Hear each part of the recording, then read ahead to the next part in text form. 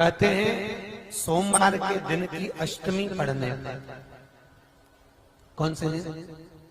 सोमवार के दिन कौन सी तिथि? जम के बोलो, अष्टमी।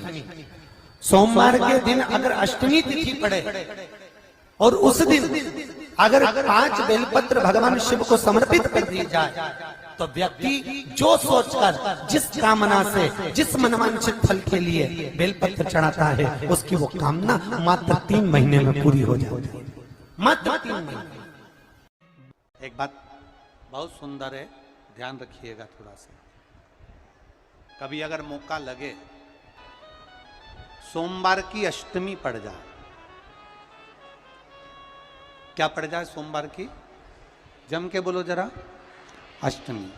या तो सोमवार की अष्टमी पड़ जाए, या हर महीने शिवरात्रि आती है, हर महीने आती है, या तो सोमवार की अष्टमी पड़ जाए या फिर सोमवार की शिवरात्रि पड़ जाए, हर महीने आती है।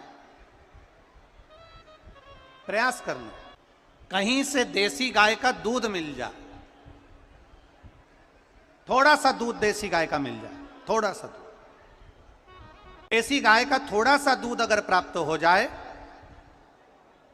बेलपत्री के पत्ते से दूध कटोरी में लेकर, मात्र बेलपत्री के पत्रे से एक एक बूंद अगर दूध, आप एक बूंद अगर ज्यादा ना मिला हो, 1 चम्मच भी अगर आपको दूध देसी गाय का मिल गया हो, और सोमवार की अष्टमी पड़ जाए या सोमवार की, जम के बोलो, शिवरात्रि पड़ जाए, उसमें केवल अगर देसी गाय का दूध मिल जाए, जर्सी गाय का नहीं हो, देसी गाय का अगर दूध मिल जाए, बेलपत्री के पत्ते से, तुम्हारे घर के अंदर अगर शिवलिंग है या मंदिर में शिवलिंग है या तुम्हारे नजदीक में कोई शिवलिंग है, उस पर बूंद बूंद, एक एक बूंद अगर शिवलिंग पर दूध समर्पित कर रहे हो, श्री शिवाय नमस्तुभ्यम, नमः शिवाय, या षडाक्षर मंत्र ओम नमः शिवाय, या 33 अक्षर का मंत्र महामृत्युंजय मंत्र, इसका स्मरण कर कर शिव जी पर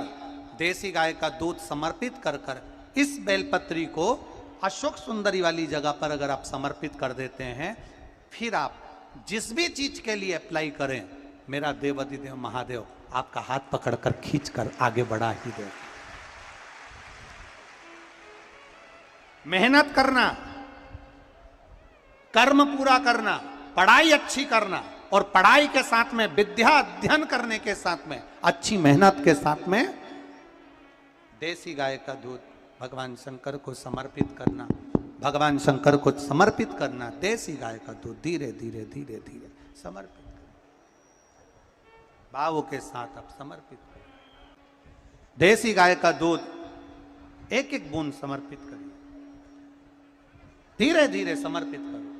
और देसी गाय का दूध जब धीरे धीरे समर्पित करें, बड़े रास्ती से, आनंद से धीरे धीरे जब आप समर्पित करेंगे, बेलपत्री वही दूध में सनी हुई बेलपत्र अशोक सुंदरी वाली जगह पर, उस समय पर डंडी का भाग शिवलिंग की ओर नहीं होना चाहिए, उस समय पर डंडी का भाग जहाँ से पानी बहकर जाता है अशोक सुंदरी की ओर से, वहाँ पर होना चाहिए। कार्य में सफलता मिलती ही है। शिव तत्व को धारण करें।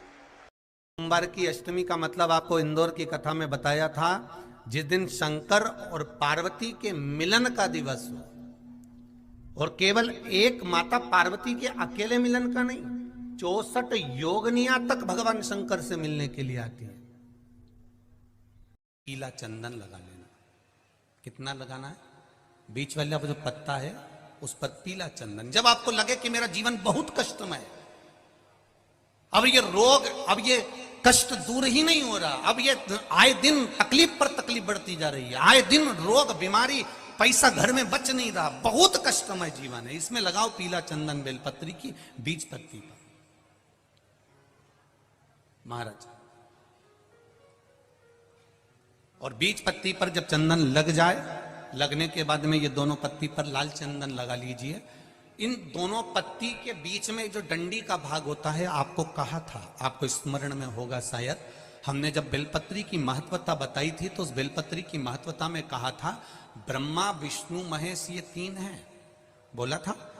बीच में ये बड़ी पत्ती से लेकर जो 2 पत्तियां होती हैं, इनके बीच में जो जगह बचती है, इसमें मां पार्वती के 64 योगनियां, मां पार्वती अपनी पूर्ण सिद्धि के साथ में जितनी भी देवी के स्वरूप हैं, वो माता 64 योगनियां देवी के स्वरूप में यहां पर विराजमान होती हैं।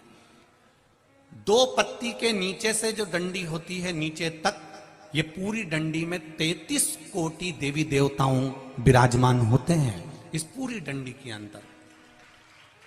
तो ये बीच वाली पत्ती है, ये जो बीच वाली पत्ती का जो भाग होता है, इस पत्ती के भाग में शहद का प्रयोग कर कर, यहां पीला चंदन, लाल चंदन, शहद का प्रयोग कर कर, इसी तरह से पकड़कर ये बेलपत्री की जो डंडी है वो अशोक सुंदरी पर जब आप समर्पित करें तो जहां से जल बहता है उस ओर पर इस पत्ती को चढ़ाकर केवल आपके हृदय की बात कहकर देवाधिदेव महादेव से कोई भी शिव जी का मंत्र, पंचाक्षर नमः शिवाय, षडाक्षर ओम नमः शिवाय, श्री शिवाय नमस्तुभ्यम, या महामृत्युंजय मंत्र, जो शिव का मंत्र हो आपके पास में, उसको बोलते हुए देवाधिदेव महादेव को धीरे धीरे जल की धार चढ़ाना प्रारंभ करो।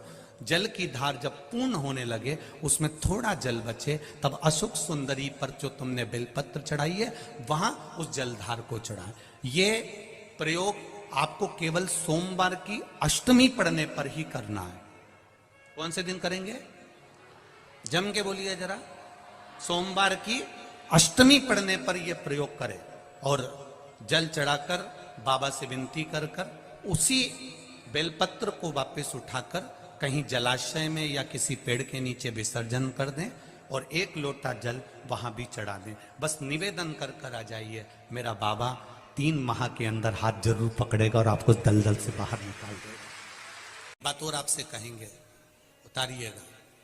जिसके शरीर में सफेद चमड़ी पड़ने लगती है, चर्म रोग हो जाता है, या चेहरे पर आंख के पास में पूरा कालापन आ जाता है, उसको हमेशा याद रखना है, लाल चंदन का लेपन पीपल के पत्ते पर करिए। काय पर करना है? पीपल के पत्ते पर लाल चंदन का लेपन करिए।